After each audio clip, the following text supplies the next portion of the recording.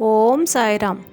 నిన్నటి కథలో మనము ఒక భక్తుడు బాబావారిని వెతుకుతూ షిరిడీ మసీదుకి ప్రవేశిస్తాడు. అక్కడ దాకా చెప్పుకున్నాం కదా. అక్కడి నుంచి ఈరోజు కథ కంటిన్యూ చేద్దాం. లోపల తెరలు దించి ఉన్నాయి.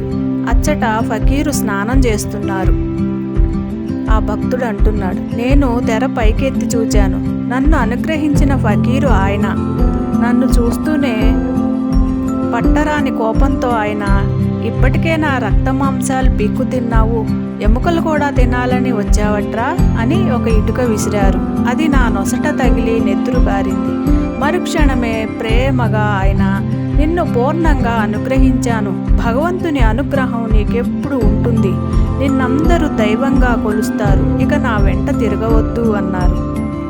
కొంతకాలానికి ఆయనే శ్రీ గాడ్గి మహారాజ్గా లోకపూజ్యులై ఎన్నో ధర్మశాలలు, పాఠశాలలు స్థాపించారు. వీరు సంకీర్తన చేస్తుంటే వేలాది భక్తులు చేరేవారు. ఆయన 1927 ప్రాంతంలో తమ భక్తులతో కలిసి సంకీర్తన చేస్తూ షిరిడీ చేరారు. మధ్యలో ఆయన, నేను మా ఊరు వెళ్ళిపోతున్నాను అని కేకలు వేస్తున్నారు. భక్తులతో కలిసి ఆయన కూడా షిరిడీ వీధులు చిమ్మి తర్వాత సమాధి మందిరానికి ఉత్తరాన సంకీర్తన చేశారు. చివరకు భక్తులతో ఇదే మన ఆఖరి కలయిక అని చెప్పి వెంటనే లేచి కాలినడకన నర్మదా తీరంలోని భదోజ్ చేరి అక్కడే మహాసమాధి చెందారు. అంటే సాయి మరలా షిరిడీ చేరే నాటికే సమర్థుడైన సద్గురువు అన్నమాట. తర్వాత సాయి ఆ ప్రాంతంలోని యావలా, పుంతంబా వంటి గ్రామాలలో పర్యటించారు.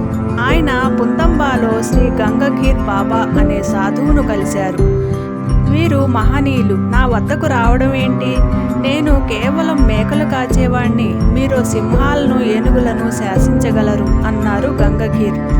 సాయి నవ్వి వెళ్ళిపోయారని పుంతంబాకు చెందిన ఒక వృద్ధుడు చెప్పాడు. శ్రీ సాయి చరిత్రలోని మొదటి ఘట్టం వేప చెట్టు కింద ప్రారంభమై అక్కడే ముగిసింది. తర్వాత ఆయన పర్యటనల గురించి నేపథ్యంగా మాత్రమే తెలిసింది. ఈ దివ్య నాటకంలో ఇది నాంది ప్రస్తావన.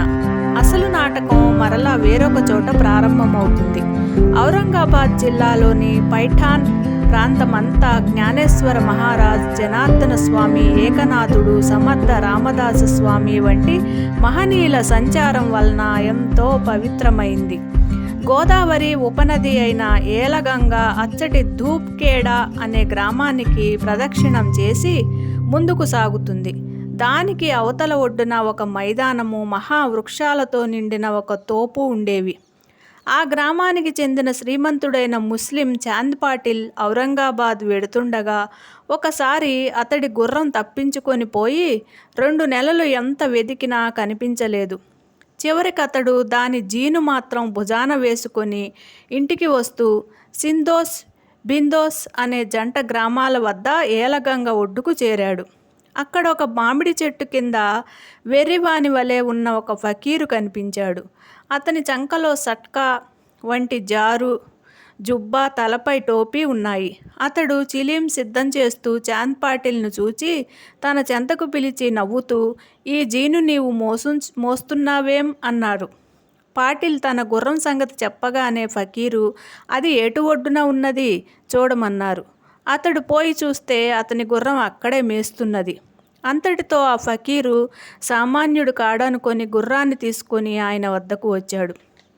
అంతలో ఫకీరు పొగాకు నలిపి చిలింగొట్టం సిద్ధం చేశారు. అప్పుడు తన వద్దనున్న చిమ్టాతో నేలపై గుచ్చాడు. అక్కడ నుండి బుడబుడమని నీరు ఊరింది. ఆ ఫకీరు ఒక గుడ్డ తడిపి ఆ పిండి ఆ మట్టి గొట్టం చివర చుట్టాడు. తిరిగి సటకాతో అతడు నేలపై కొట్టగానే ఒక నిప్పు కణిక బయటకొచ్చింది. దానితో చిలిం వెలిగించి పాటిల్కు కూడా అందించాడు. పాటిల్ ఆయన శక్తి సామర్థ్యాలకు నివ్వెరపోయి ఆయనను తన ఇంటికి ఆహ్వానించాడు. రేపు వస్తాను, నీవు వెళ్ళు అని చెప్పి మరురోజు ఆ ఫకీర్ అతనింటికి వెళ్ళి అక్కడ భిక్ష చేశాడు. ఆయన కొంతకాలం ఏలగంగ పక్కనున్న తోపులలో మకాం చేశారు. ఇందుకు గుర్తుగా ఇప్పుడక్కడ ఒక సాయి మందిరం ఉన్నది.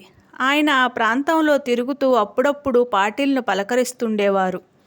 తరచుగా అతనికి స్వప్నాలలో దర్శనమిచ్చి ముఖ్యమైన ఆదేశాలు ఇస్తుండేవారని ఆ వంశస్థులు చెబుతారు.